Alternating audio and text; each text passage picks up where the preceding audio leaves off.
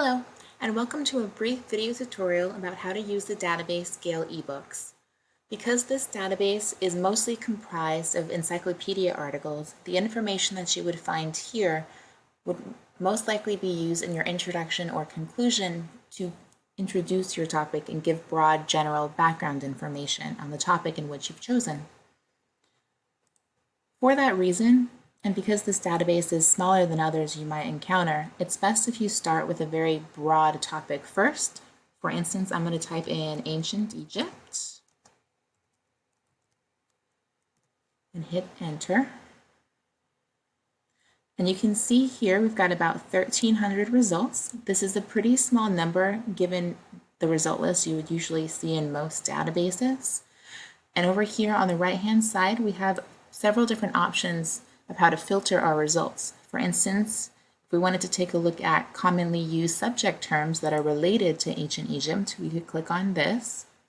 For instance, Egyptian history, ancient civilizations, culture, religion, gods, mythology, etc.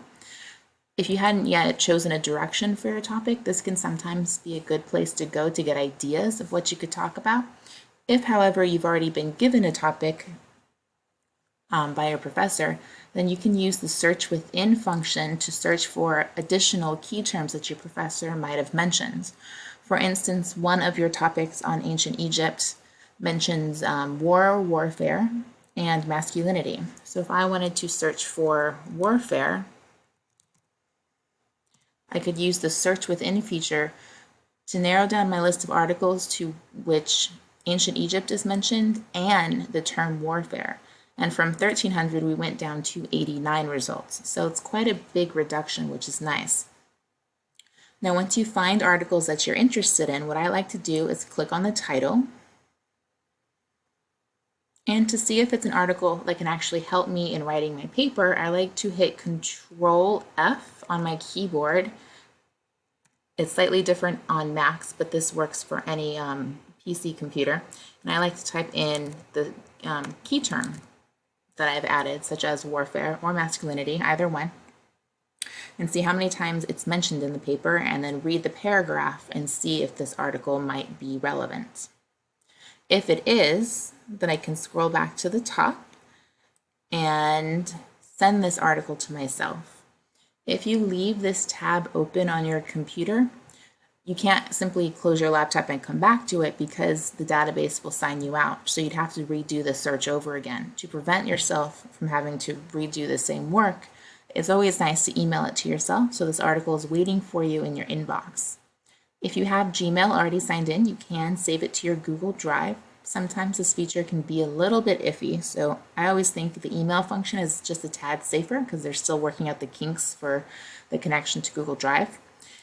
But from here, you simply have to type in your email address.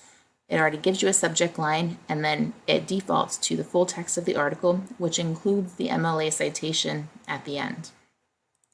So all you have to do is type in your email address and hit send, and then this will be waiting for you to read and come back to in your inbox. Now, all databases that the library subscribes to has a citation feature. Now, the citation that's included in the email, I think, is only MLA 8. So if you're using APA or Chicago, clicking on the citation link separately can sometimes be helpful as well. Just make sure that you know you have several different options and make sure you're clicking on the correct format for your citation. Okay, so that's just a very brief introduction of how to use Gale Ebooks. Remember that you want to start with a broad topic and then narrow down your results by searching within for additional subject terms that perhaps your professor has given you.